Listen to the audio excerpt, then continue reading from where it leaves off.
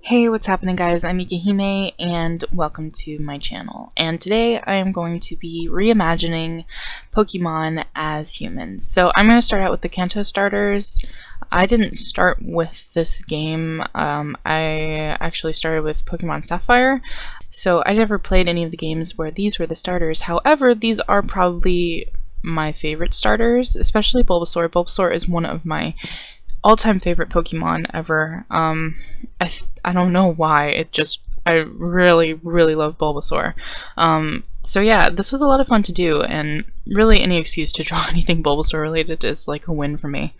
So I decided that overall the feeling I got off of Bulbasaur was a bit more feminine, so I decided to go with a female character. And that's not saying that every Bulbasaur is female, obviously, but just in appearance, to me, the vibe that I got off of this particular image of the Pokemon, that was how I viewed it. So I definitely wanted to go for something cheerful, energetic, and really earthy, because they're just a very naturey, plant-based Pokemon, really. They have like the bulb on their back, like that turns into the flower as they evolve, and it's just very earthy, so I definitely wanted to portray a more earthy feel. And I did want to keep some elements of the Pokemon in it, so I did leave the teeth in because I thought the teeth were cute, and with anime, sometimes in certain situations, depending on the character, you'll see like pointy teeth and whatnot. It's usually used to like portray some kind of cute animalistic characteristic, like cat-like or bat, like vampire or something like that, but I just think it was really cute, and I thought that it would suit this character very nicely. I definitely did want to go with something a bit frilly in the clothing, something less structured and rigid, something that had a lot of life and flow to it, because that's kind of how I view earthy people. They're just kind of like very in tune with nature and very flowy, and they're not just very strict and rigid. So that's the feeling that I wanted this character to have. And I decided to put her in flats because I thought that the flats would complement the outfit quite nicely and would still look really cute. Now, the one thing with these characters is that I am working with an extremely limited color palette. Basically, they have such few different colors to work with that you really have to pay attention to where you put the colors on the character as to how they will fit the overall aesthetic of the character design, which is something that a lot of people don't really consider so much when they're starting from scratch, because you can pick any color you want. So this is a lot of greens, and I'm typically not a fan of green colored hair on people or characters. I don't know why, it's just something that I've never been super fond of, but I really did want to incorporate that as much as I could, and I thought that the bulb on the back would be a good color for the hair, because that really is an accent, and that's just kind of how hair is. I did put a flower in. I just really wanted to push the nature vibe, even though that might go more for like an Ivysaur or a Venusaur, but I really did think that the flower kind of tied it together and did add a little bit more color to it instead of making it so monochromatic. But for me, it has always been tone repetition. That's something that I really like in character design, so I will try my best to repeat a color throughout a character design so it kind of all comes together and is tied together. Overall, I think she's very cute. I decided to go with a braid over her bangs, and I thought it would be really nice to have that there because I imagine that these would still be fighting characters, and they would kind of want to still have a hairstyle that wouldn't always be in their face, but I didn't really want her hair pulled back so much. I wanted it to be a bit more styled and a bit more cute, and I think that I really did achieve that there. It was a really fun hairstyle to work with. I wanted something a bit flowier and wavier. I didn't want her hair to be so straight and rigid, and I think that it looks a lot better that way, and she looks a lot more down to earth. As for her color design, I think it actually, considering the limited colors that I was working with, it came out quite nicely. Yeah, I think it's really cute. I actually quite like it. Her shoes, I thought, came out quite nicely and really tied in with the flower. Now we have Charmander, and Charmander was always a cool Pokemon, but never really my favorite Pokemon. I don't know why. A lot of people love Charmander, but when I saw this character, I immediately had like a masculine energy coming off of this Pokemon, so I decided to draw a male character for it. And I really wanted to do something very happy, energetic, the same kind of thing. I mean, maybe not so much happy, but definitely more energetic, because I think that this character would be a lot cooler. You think about people and fire is just like a very hot color, and it makes people look really cool, I guess. I don't know. I imagine it's like, you know, it's kind of characters like, I'm not a pyro, I just like to burn things sometimes. Like, that's the kind of vibe that I feel from this character. So I definitely wanted him to be just the overall cool guy. So I gave him spiky hair and just like, you know, a pretty cool personality, I think. He's just kind of like the person that, like, I think all of the girls would be into, but he just wouldn't really even care or notice, to be honest, or something like that. I don't know. But yeah, so I definitely had an idea, like, from the moment I saw it, and it was just kind of something a bit more, it's something a bit basic, but still a cool design aesthetic. And I always think characters look cool when they have like part of their t-shirt tucked into their pants, so it's like not all of their t-shirt but just kind of like enough to see the belt. I always thought that was like a cool kind of like punk thing to do. I don't know.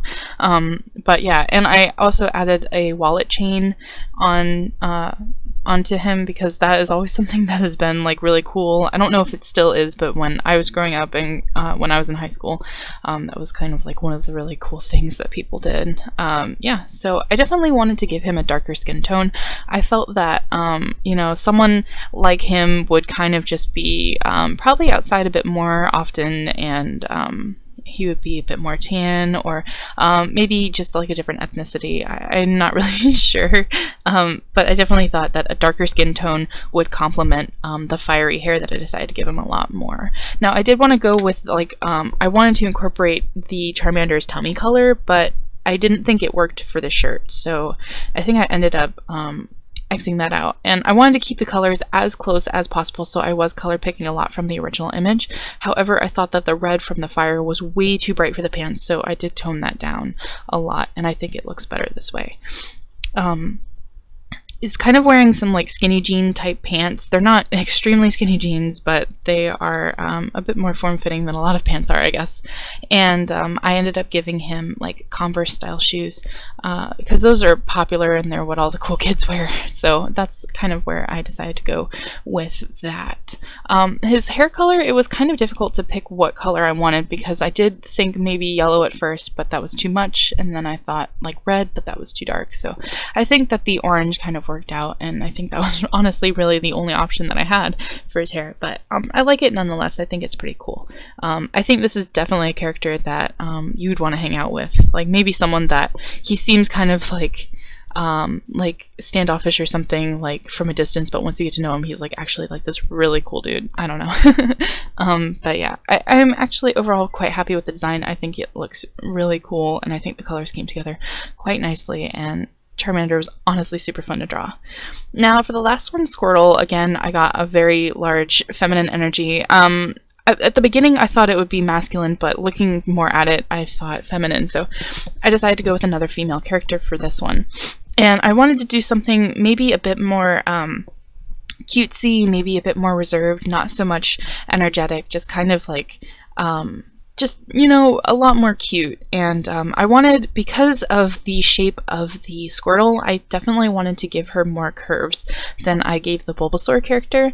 However, some of those curves are covered up by her arms, but I did go for more chest and more hips, and I think it's very cute. I decided to give her a swimsuit because Squirtle's a water Pokemon, so I imagine that this character would be hanging out at pools or the beach all the time, as much as possible.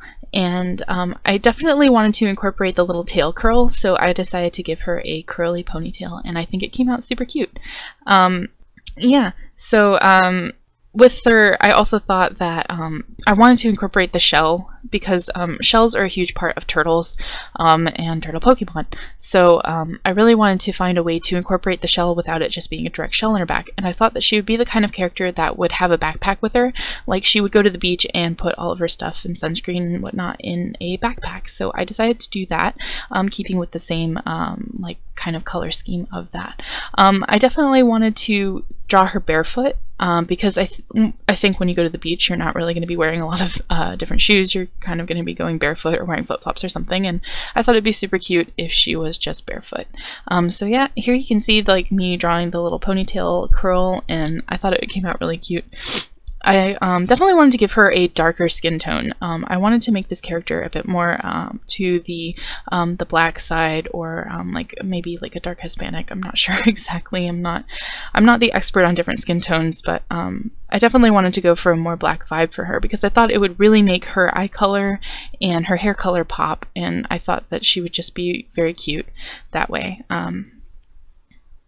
So I was keeping mostly with the colors of the character itself, so I was color dropping directly from the original design, and I think that that blue color is honestly really nice. Like it's just kind of like that muted kind of blue where it's still a pop of color, but it's not too bright, and I really enjoyed it actually. As for her bathing suit, I thought that the pattern on the Squirtle's tummy was really cute, and I thought that that would honestly make a super cute bathing suit, so I decided to make that her bathing suit print. So yeah, I thought it was like really cute and fun. It's just kind of like a playful character, but maybe a little bit more reserved. I originally was going to put her in a two-piece, but I thought that the one-piece would suit a lot better because it kind of looks like the Squirtle is wearing a one-piece. So I thought it would be a lot more fitting. So yeah, again, it's like limited colors. However, the Squirtle had more color variety to choose from, so it was a lot of fun designing her as well. Even though I did put her in less clothing, it was nice being able to work with so many different colors that in the end did come together quite nicely. Yeah, so I really enjoy Pokemon, and I hope that you enjoyed me recreating them as humans.